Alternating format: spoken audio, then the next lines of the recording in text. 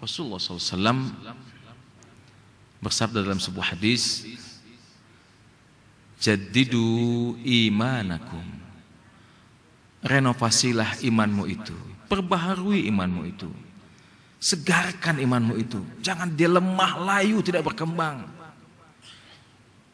Fa kaifa nujaddidu imanana ya Rasulullah, bagaimanakah caranya kami ya Rasulullah bisa memperbaharui iman kami itu pada Allah? Rasul mengatakan, aksiru min qawli la ilaha illallah. Ini zikir la ilaha illallah, Bu, luar biasa.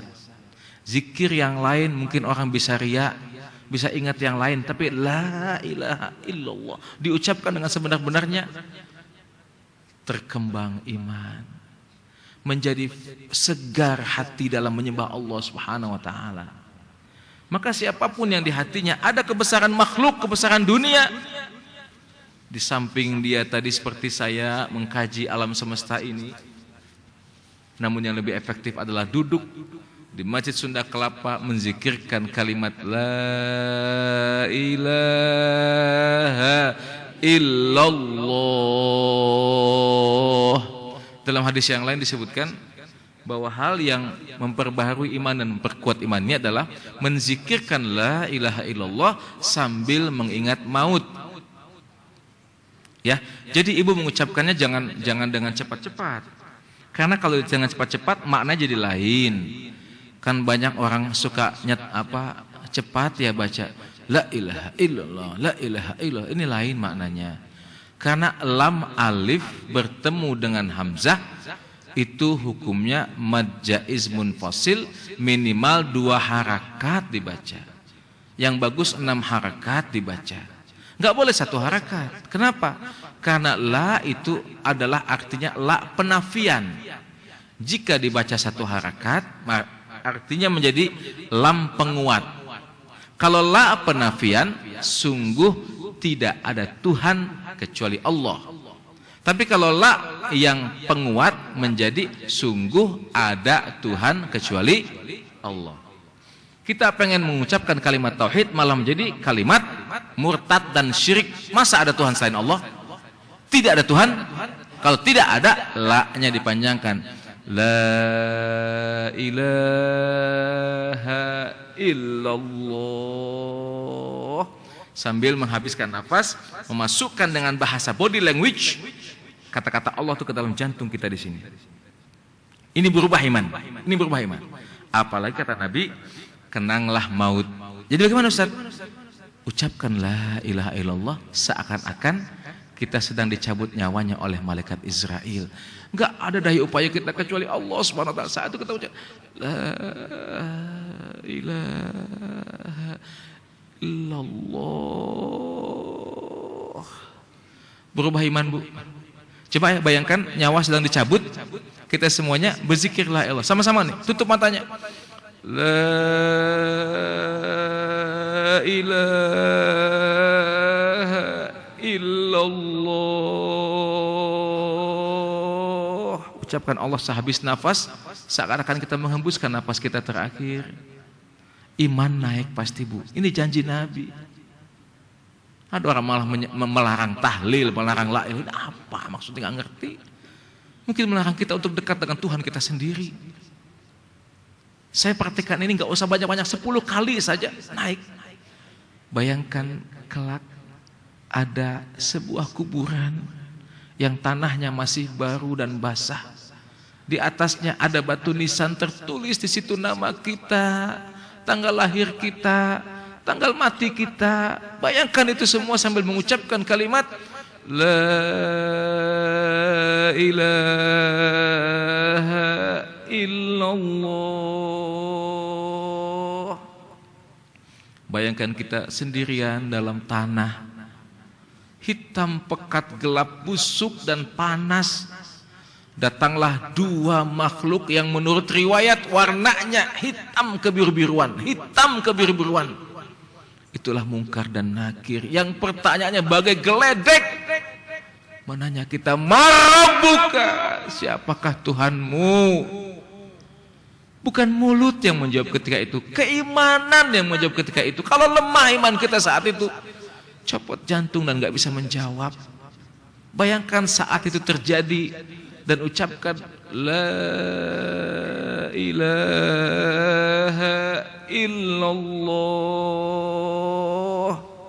Menggigilah sekarang sebelum saatnya datang dan kita tidak bisa mengucapkan la ilaha illallah.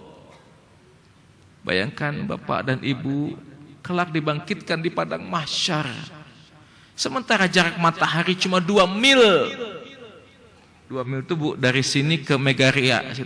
Itu 2 mil itu. Jadi ibu duduk di sini, mataharinya di Megaria sana, Cikini itu. Sekarang aja panasnya minta ampun. Bagaimana kepada mahsyar? 40.000 tahun manusia mendongak ke langit menunggu titah perintah Allah tanpa ditegur sapa oleh Allah. Dalam keadaan seperti itu, bayangkan kita berdiri di sana sambil mengucapkan kalimat la ilaha illallah. Saking panasnya orang kafir minta, Bu, ya Allah cepatkan kami masuk neraka. Mereka nggak tahu an-naru asyaddu wa amar. Neraka itu lebih dahsyat dan lebih pahit daripada padang mahsyar.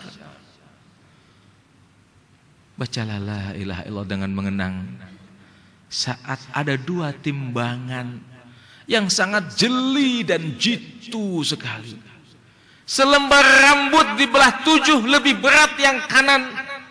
Masuklah orang itu ke dalam surga. Selembar rambut dibelah 7 lebih berat yang kiri. Sahlah ia ke neraka. Sementara kita melihat timbangan pahala kita tidak ada. Yang nambah cuma timbangan dosa. Allahu Akbar. Kenanglah saat itu sambil mengucapkan kalimat la ilaha illallah. Kenanglah Bu, kelak sekarang kita bisa mengucapkan, nanti nggak bisa.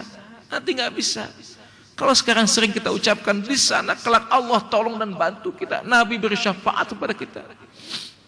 Kenanglah saat kita akan meniti sirat yang sangat kecil dan tajam. Dalam riwayat dikatakan 500 tahun berjalan rata, 500 tahun mendaki, 500 tahun menurun. Ada orang menyeberangi sirat secepat cahaya, ada orang menyeberangi sirat secepat kilat menyambar, ada orang menyeberangi sirat secepat angin. Ada orang yang cepat laki berjalan, laki berlari, namun lebih banyak lagi orang yang terpelanting jatuh ke dalam neraka. Bayangkan saat kita meletakkan kaki kanan pertama di atas sirat dengan tubuh yang gamang sekali menyaksikan neraka di bawahnya. Saat itu ucapkanlah la ilaha illallah. Berhasil kita menyeberangi sirat. Kita melihat nama-nama di pintu surga, 8 pintu surga. Tidak satu pun pintu surga mencantumkan nama kita. Allahu Akbar. Jangan-jangan kita tidak ada di sana. Mungkin di pintu yang lain, na'udzubillah, semua na'udzubillah. Allah Maha Kuasa, Bu. Jangan nanti, Bu. Sekarang ucapkan la ilaha illallah.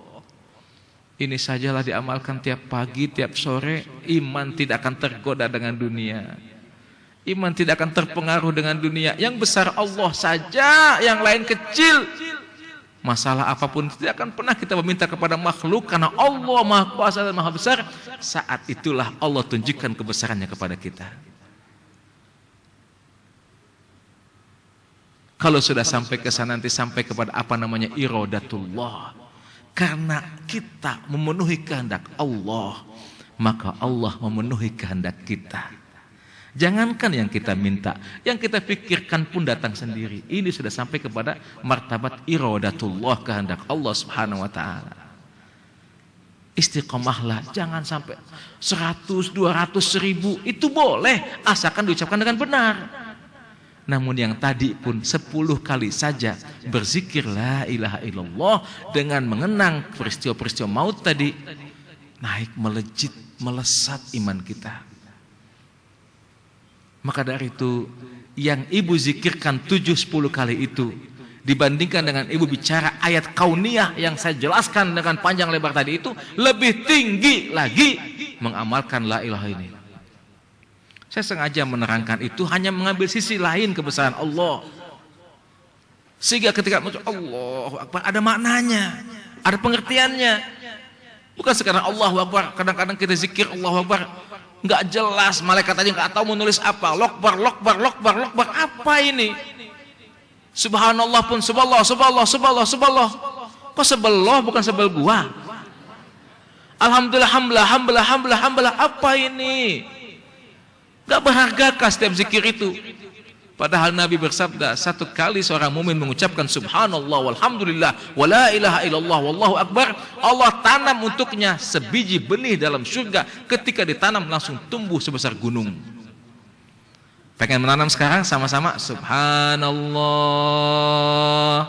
walhamdulillah wala ilaha illallah wallahu akbar. Setiap bapak ibu dapat sebatang pohon setinggi gunung, saya dapat satu hutan karena saya ngajarin bapak dan ibu. Amin ya rabbal alamin. Siapa yang menanam pasti memetik hasilnya. Nggak bakal ada orang lain yang memetik hasilnya. Kalau 5.000 juta tahun pun tidak akan ada nyentuh pohon itu. Namun siapa sih yang mau mampir di neraka 5.000 juta tahun? Mudah-mudahan semuanya Allah jadikan kita orang-orang yang senantiasa imannya meningkat dan naik. Jangan hindari dunia, namun jangan masukkan dunia ke dalam hati kita. Amalkan zikir tadi, pelajari kebesaran Allah di alam semesta ini. Kita baru bicara angkasa raya. Angkasa raya. Allah berfirman dalam Al-Quran, sanurihim ayatina fil afaqi wa fi anfusihim hatta yatabayyana lahum annahul haq. Akan kami tunjukkan kepada manusia tanda-tanda kebesaran kami di ufuk-ufuk langit dan dalam diri mereka sendiri. Kita belum membahas kebesaran Allah dalam diri kita sendiri. Hari ini kita bahas kebesaran Allah di angkasa raya, di ufuk-ufuk langit, sampai kita mencecah dinding-dinding langit yang pertama sampai yang ketujuh. Mudah-mudahan ada waktu kita bahas kebesaran Allah. Wa fi anfusikum afala tubsirun. Dalam diri kamu sendiri tidakkah kamu melihat? Namun yang penting bukan itu. Itu mah untuk orang-orang yang sibuk dan susah untuk mengerti la ilaha illallah. Duduklah, peganglah tasbih, berwudu, bersimpuh di hadapan Allah. Membayangkan betapa kecil hinanya kita. Kok boleh ya kita senang Allah sama kita? Kenapa? Karena hanya manusia makhluk yang bisa mencinta dengan makna sesungguhnya. Malaikat tidak bisa mencinta, iblis tidak bisa mencinta, pohon-pohon dan rembulan tidak bisa mencinta, matahari dan planet tidak bisa mencinta. Kata-kata cinta hanya dipahami oleh satu makhluk bernama manusia. Cinta adalah timbangan antara benci dan rindu. Dari benci dan rindu itulah keluarnya mutiara cinta. Yang bisa begitu hanya kita, Bu. Makanya si jelek ini, si hina ini dibela-belain Allah Subhanahu wa taala. Bikin alam semesta cuma 2 huruf, mengambil cinta kita. 1 kitab jutaan huruf Allah turunkan. Demikian saja, saya mohon ampun dan maaf, dan atas nama seluruh keluarga besar Pesantren Darul Ikhlas menyampaikan salam kepada seluruh jamaah pengajian Masjid Agung Sunda Kelapa. Assalamualaikum warahmatullahi wabarakatuh. Dan insyaallah ada waktu usia kita bisa ketemu lagi. Wabillahi taufiq wal hidayah wal afu minkum. Wassalamualaikum warahmatullahi wabarakatuh.